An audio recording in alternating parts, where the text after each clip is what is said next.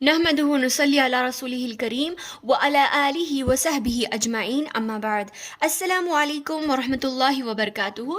سورۃ الکہف کی گزشتہ ویڈیو میں ہم لوگوں نے آیت نمبر 50 کا ترجمہ اور تفسیر سیکھا تھا۔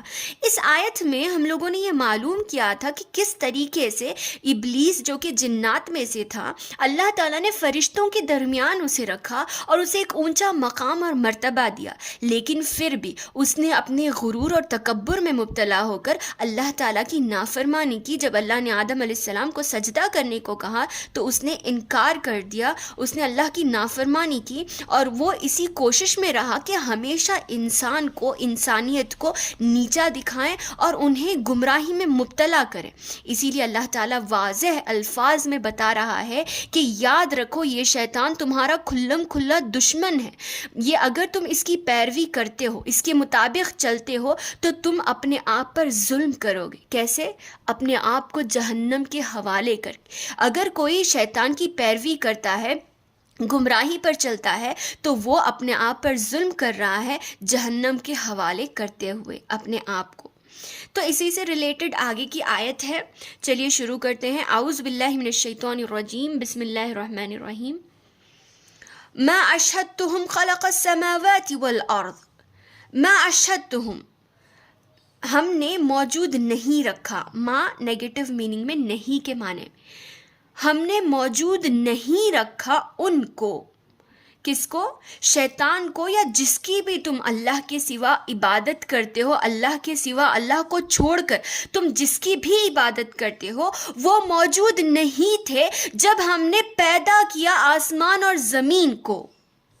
سماوات والارض، آسمان اور زمین کو جب ہم نے خلقا، پیدا کیا، تو کوئی بھی وہاں پر موجود نہیں تھا، کچھ بھی نہیں تھا، نہ پتھر تھا، نہ زمین تھی، نہ مٹی تھی، بغیر زیرو سے اللہ تعالیٰ نے سب کچھ پیدا کیا۔ ولا خلق انفسہم، اور نہ ہی ان کی خود کی پیدائش کے وقت وہ لوگ موجود تھے۔ یعنی اللہ کے سوا، اللہ کو چھوڑ کر تم جس کی بھی عبادت کرتے ہو، جس کی بھی پوجا کرتے ہو، وہ کوئی بھی آسمان اور زمین پیدا کرنے وقت نہیں تھا، نہ انہوں نے مدد کی، نہ آئیڈیا دیا، نہ انہوں نے ساتھ دیا، نہ انہوں نے بنایا، سب کچھ اللہ نے بنایا، اور خود ان کی پیدائش کے وقت بھی وہ لوگ نہیں تھے کہ اللہ تعالیٰ ان سے کوئی آئیڈیا یا مدد لے۔ وَمَا كُنْتُ مُتَّخِذَ الْمُضِلِّينَ عَضُودًا، اور ویسے بھی وَمَا كُنْتُ مُتَّخِذَ، ہم کیوں بنائیں مضلین عضودا، گمراہ کرنے والوں کو اپنا مددگار ہم کیوں بنائیں؟ متخذہ بنانا، مضلین گمراہ لوگ، عضودا مددگار، ہم گمراہ لوگوں کو اپنا مددگار کیوں بنائیں؟ جو شیطان تمہیں گمراہ کرتا ہے، اللہ تعالیٰ کی عبادت سے روکتا ہے، ہم اس کی مدد لیں بھی کیوں؟ اس کا مطلب نہیں لیتا اللہ تعالیٰ۔ اللہ تعالیٰ نے خود اپنے اون سے ہر چیز کو پیدا کیا۔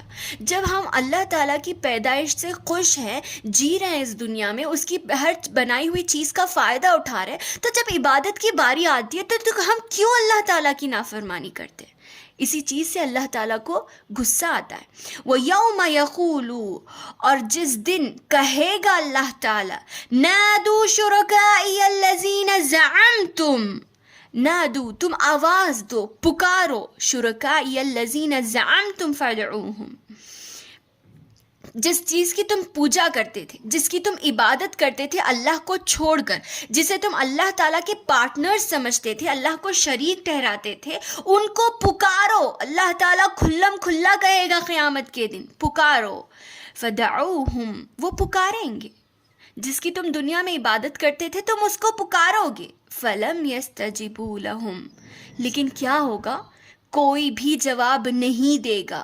قیامت کے دن اللہ تعالیٰ کا غضب اور غیظ اتنا ہوگا کہ زمین پر موجود ہر چیز ریزہ ریزہ ہو جائے گی، پہاڑ جو سب سے مضبوط مخلوق ہے وہ روئی بن کر اڑ جائیں گے۔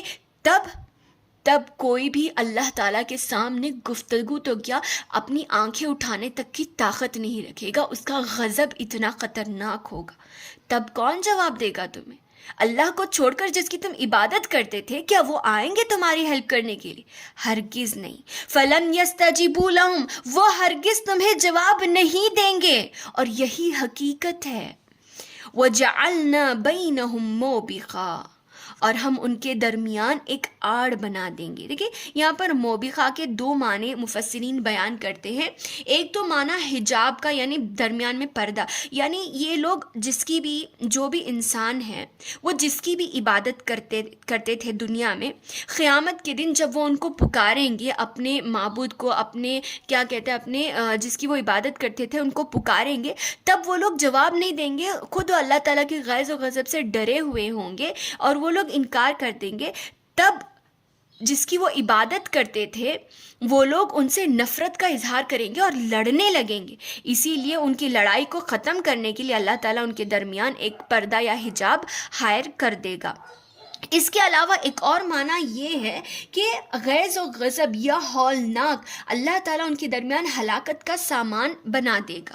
یعنی یہ لوگ پوجا کرنے والے اور جس کی پوجا کی جا رہی، یہ دونوں کو بھی اللہ تعالیٰ ایسے عذاب میں مبتلا کرے گا کہ ان دونوں کے درمیان پیپ اور خون کی ندیاں ہوں گی، اور عذاب اور آگ کا ان کے درمیان سامان ہوگا جس میں وہ دونوں بھی برابر کے شریک ہوں گے اور دونوں بھی برابر کے عذاب میں ہلاک ہوں گے۔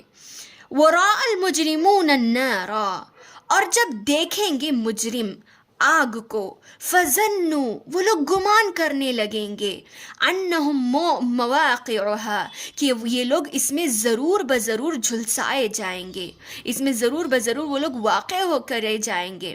وَلَمْ يَجِدُوا عَنْهَا مَصْرِفًا، اور ان کے لیے یہاں سے بچنے کا کوئی راستہ نہیں ہوگا۔ وہ دونوں بھی اس سے بچنے کی کوئی جگہ نہیں پائیں گے۔ ایک بار اللہ کا عذاب آ گیا سو آ گیا، اس کے بعد نہ عبادت کرنے والے بچیں گے اور نہ جس کی عبادت کی جا رہی ہے نہ وہ بچیں گے۔ اللہ کا عذاب تو پکا ہے۔ جس طریقے سے بعض روایت میں آتا ہے، جیسے مسند احمد کی روایت میں آتا ہے کہ کافر ابھی 40 سال کی مسافت پر ہوگا۔ 40 سال کی مسافت یعنی 40 ایئرز تک کا سفر کا جو راستہ ہوتا ہے، اتنے راستے سے ہی پتہ کر لے گا کہ یہاں پر جہنم ہمارا ٹھکانہ ہے۔ اس کی بدبو، اس کی جو گرم بھاپ اور اس کی جو تکلیف ہوگی، اسے محسوس کر کے افسوس کرنے لگے گا کہ کاش میں دنیا میں کچھ اچھا ہی کر لیتا، اللہ کی عبادت کو مان لیتا۔ وَلَقَدْ صَرَّفْنَا فِي هَذَا الْقُرْآنِ لِلنَّاسِ مِنْ كُلِّ مَثَلٍ، اور تحقیق ہم نے اس قرآن میں ہر طریقے سے مثالوں کو بیان کر دیا، ہر طریقے سے۔ اللہ تعالیٰ نے کہیں پر آپ کو سمجھایا، کہیں پر پیار سے کہا، کہیں اللہ کی طاقت کو بتایا، کہیں پر عذاب کا تذکرہ کیا، کہیں پر ان واقعات کو بتایا جو لوگ انکار کرتے تھے، ان کے عذاب کو، ان کی جو حالت ہوئی تھی، ان کا جو رزلٹ تھا، کہیں وہ بتا دیا۔ ہر طریقے سے اللہ تعالیٰ نے قرآن میں انسان کو سمجھانے کے لیے ہر طریقہ آزما دیا، ہر طریقے سے اللہ تعالیٰ نے انسان کو سمجھایا۔ وَكَانَ الْإِنسَانُ أَكْثَرَ شَيْءٍ جَدَلًا، لیکن انسان تو ہر چیز میں ہے ہی جھگڑالو۔ انسان ہے ہی جھگڑالو کہ وہ کسی بھی چیز کو اتنی آسانی سے مانتا تو نہیں ہے۔ ہر چیز میں اپنے باپ دادا اور اپنی روایات کو ہی مد نظر رکھتا ہے، جو حقیقت ہے اسے وہ تسلیم نہیں کرتا، جو اس کے دل میں آتا ہے اسی کو مانتا ہے۔ یہی تو اس کی پرابلم ہے، اور یہی چیز، یہی تکبر اسے جہنم کو بھی لے کر جائے گی۔ وَمَا مَنَعَ النَّاسَ أَن يُؤْمِنُوا إِذْ جَاءَهُمُ الْهُدَى وَيَسْتَغْفِرُوا رَبَّهُمْ۔ وَمَا مَنَعَ، اور نہیں روک رہا ہے ان لوگوں کو کہ یہ ایمان لائیں جبکہ اللہ تعالیٰ نے ان کے پاس ہدایت بھیجی، وَيَسْتَغْفِرُوا رَبَّهُمْ، اور اس بجائے اس کے کہ وہ ہدایت پر آئیں اور اپنے رب سے معافی طلب کریں، پھر بھی یہ لوگ ایمان کا انکار کر رہے ہیں۔ کیوں؟ انہیں کیا چیز روک رہی ہے؟ انہیں کوئی چیز نہیں روک رہی ہے مگر سوائے یہ کہ ان تأتیہم سنت الاولین او یأتیہم العذاب قبلا، سوائے یہ کہ ان کے ساتھ وہ معاملہ ہو جو ان سے پہلے لوگوں کے ساتھ ہوا تھا۔ یعنی اس سے پہلے جتنے بھی قومیں آئی تھی اور نافرمانی کی وجہ سے جو عذاب میں وہ لوگ دنیا میں مبتلا ہوئے تھے، کیا تم اس کا انتظار کر رہے ہو؟ او یاتیہم العذاب قبولا، یا کھلم کھلا عذاب جب آ جائے گا اس کا انتظار کر رہے ہو؟ دیکھو اس دنیا میں رہنا ہے تو صرف تمہارے پاس ایک ہی چیز ہے کہ تم اللہ تعالیٰ کی سچے دل سے عبادت کرو، اللہ تعالیٰ کو صرف اور صرف اللہ تعالیٰ کو اپنا معبود مانو، ورنہ عذاب میں مبتلا ہونا تو 100% گارنٹی ہے۔ یہ بات اللہ تعالیٰ اس آیت میں کہنا چاہ رہا ہے کہ اگر تم اللہ تعالیٰ کی نافرمانی کرتے ہو تو اس میں نقصان تمہارا ہی، یا تو دنیا میں فوراً تم پر عذاب آ جائے گا پچھلے لوگوں کی طرح، یا پھر تم انتظار کر رہے ہو قیامت کے عذاب کا یا دنیا میں تم پر کھلم کھلا عذاب آنے کا۔